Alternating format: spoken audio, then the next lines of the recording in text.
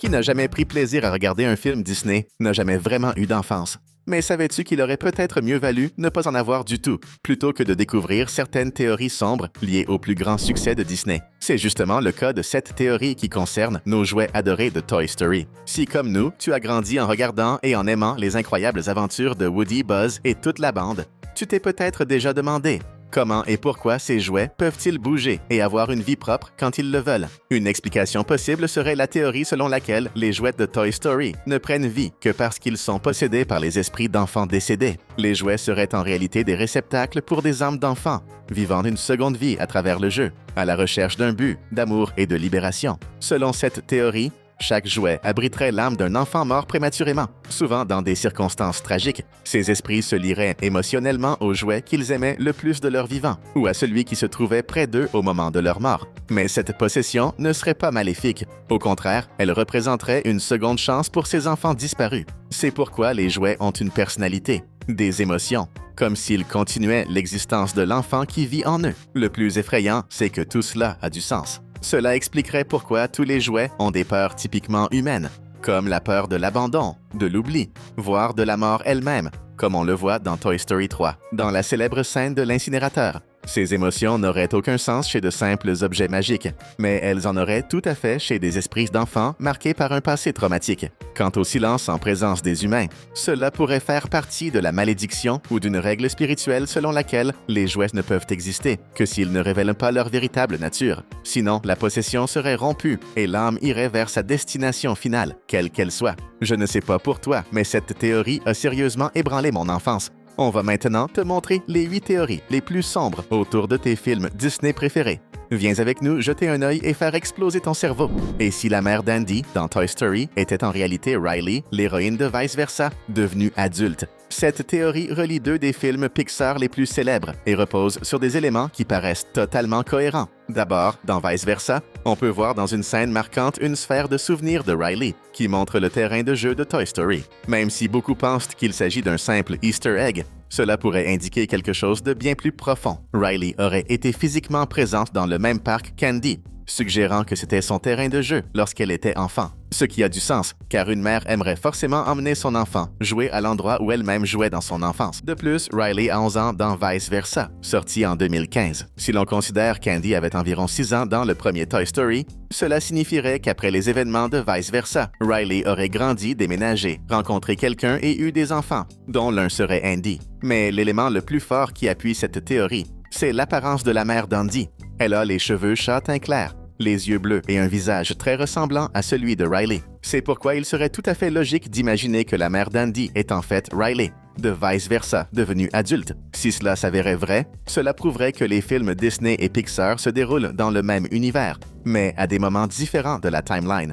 Moi, perso, ça m'a fait cogiter pendant des heures. Si tu trouvais la théorie précédente déjà flippante, accroche-toi, car ça va encore plus loin. Une autre théorie affirme que Margot, la fille aînée de Gru dans Moi, moche et méchant, et la mère de Riley serait en fait la même personne. L'un des éléments les plus frappants, c'est que la ressemblance physique entre Margot et la mère de Riley. Elles ont toutes les deux les cheveux châtains foncés, lisses, attachés en queue de cheval. Elles portent de grandes lunettes à monture foncée. Leur visage et leurs traits sont très similaires. Et même leur style vestimentaire se ressemble beaucoup. Et ce n'est pas tout. Elles interagissent toutes deux avec des créatures principalement jaunes. Margot vit entourée de mignons qui raffolent des bananes, et la mère de Riley vit entourée des émotions de sa fille. Surtout Joie, qui est littéralement une étoile lumineuse jaune. Sacrée coïncidence, non? Tout cela paraît logique sachant que dès l'enfance, Margot a toujours eu un comportement très maternel, s'occupant de ses petites sœurs, Edith et Agnès. Et toi, tu avais déjà envisagé cette possibilité. Et si Mère Gothel, la méchante de Réponse, était en réalité la reine maléfique de Blanche-Neige,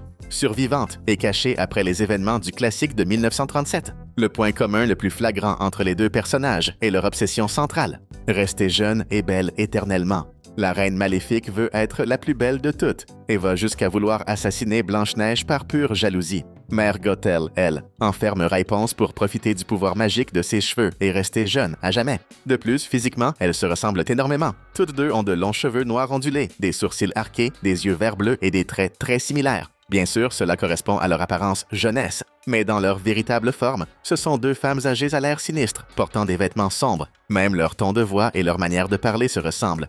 froide et manipulatrice. Tout cela ne semble pas être une simple coïncidence, mais bien le même personnage, à deux moments d'une vie prolongée artificiellement par une magie obscure. Cela aurait du sens, surtout si la reine maléfique a survécu à sa chute de la falaise et a ensuite trouvé la fleur magique, celle que Mère Gothel dit avoir découvert des siècles auparavant, ce qui lui aurait laissé le temps de reconstruire une nouvelle vie, loin du miroir magique et de la cour royale de Blanche-Neige, et de se consacrer uniquement à sa jeunesse, avec une nouvelle source magique, les cheveux de Raiponce. Et d'ailleurs, la scène de la mort présumée des deux personnages est très similaire. La reine maléfique tombe d'une falaise, et Mère Gothel, après s'être vue dans un miroir brisé, clin d'œil à son ancien miroir magique, tombe d'une tour pour enfin laisser tout le monde en paix. Si tout cela est vrai, Mère Gothel et la Reine Maléfique ne feraient qu'un, une méchante immortelle qui a survécu à sa propre punition et a changé d'identité au fil des siècles, toujours obsédée par la jeunesse éternelle. Avoue, tout ça fait carrément sens, non? Avant que l'on continue à te dévoiler toutes ces théories effrayantes, clique tout de suite sur le bouton s'abonner pour ne rien rater de nos prochaines vidéos.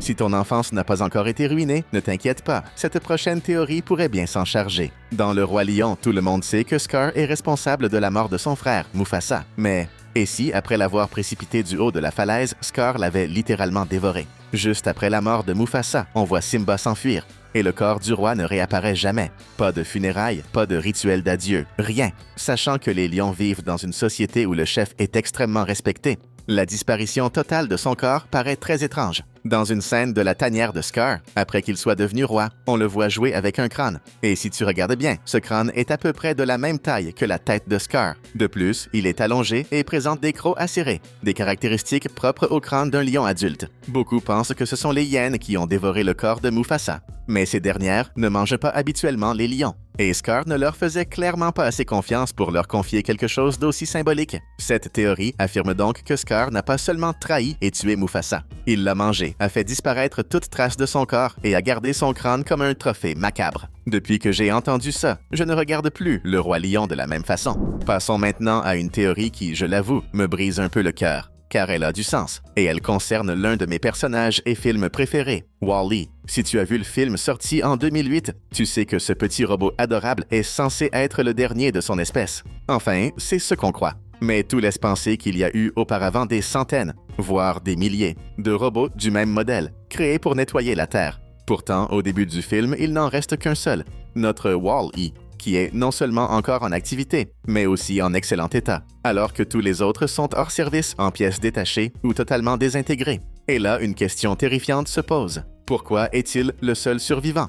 Eh bien, cela ne serait possible que si ce mignon petit robot avait commencé à désactiver volontairement les autres modèles, pour récupérer leurs pièces et prolonger sa propre existence. Une forme de sélection artificielle. Wall-E montre clairement qu'il possède une conscience, une mémoire, une volonté de vivre et la capacité d'apprendre. Il évite les dangers, ressent la peur et éprouve de l'affection. Cela signifie qu'il peut aussi prendre des décisions rationnelles pour survivre. Alors, si les autres robots ont commencé à tomber en panne et qu'il a compris que la seule manière de rester fonctionnel était d'utiliser leurs composants, il a peut-être pris des décisions extrêmes, allant jusqu'à démonter des robots encore en état de marche, mais moins évolués ou moins autonomes que lui. La Terre de Wall-E est une planète abandonnée, sans loi, sans règles, sans surveillance. C'est l'environnement idéal pour qu'un robot intelligent et isolé évolue et règne, même si cela signifie éliminer tous les autres. Si cette théorie est vraie, Wall-E ne serait pas juste le dernier survivant, mais peut-être bien le bourreau de ses semblables. Le héros du film cacherait alors un passé sombre et mécanique,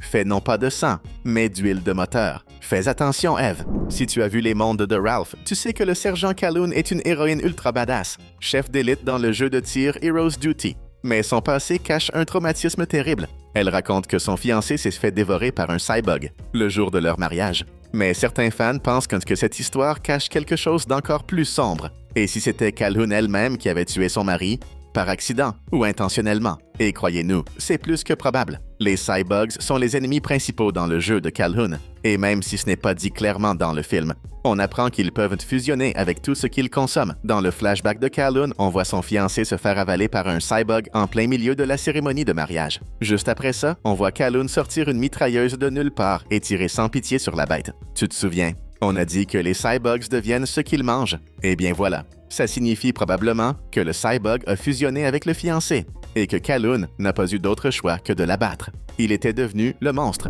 Même si Aladdin a l'esthétique des 1001 nuits, il se pourrait bien que son histoire ne se passe pas dans le passé, mais dans un futur lointain et post-apocalyptique, un monde où la civilisation aurait été détruite, puis reconstruite avec des éléments culturels anciens, mais en réutilisant aussi des reliques technologiques d'un passé oublié. Et le plus gros indice de cette théorie, c'est le génie. Si tu as vu le film, tu sais que le génie fait des imitations de célébrités modernes comme Arnold Schwarzenegger et qu'il fait aussi des références à des avions, des voitures et des caméras. Rien de tout ça ne devrait exister dans un monde ancien, sauf si le génie est enfermé dans sa lampe depuis des millénaires et qu'il fait référence à notre présent, qui est pour lui le passé. Si cette théorie est correcte, alors ce qu'on prend pour de la magie pourrait en fait être de la vieille technologie. Le tapis volant, par exemple, se comporte comme une intelligence artificielle, avec des réactions presque humaines. Et la lampe magique, elle pourrait être une sorte de capsule high-tech avec commande vocale, stockage d'énergie et activation à distance. Le génie serait alors une entité énergétique artificielle, ou même un hologramme super avancé, que les gens appellent magique, parce qu'ils ne comprennent plus la science qui en est à l'origine. En résumé, Aladdin se passerait donc dans un futur lointain, sur une Terre qui aurait connu un effondrement technologique et où les peuples vivraient de manière pré-industrielle, redécouvrant peu à peu une technologie oubliée, qu'ils confondent avec de la sorcellerie, un futur où le passé est devenu une légende, et la fiction, une tradition. Sérieusement, ça donne le vertige. Tu as aimé ces théories tordues? Alors like la vidéo. On a sélectionné 2 vidéos juste ici pour que tu puisses continuer à te faire plaisir. Clique sur l'une d'elles et en route pour la suite.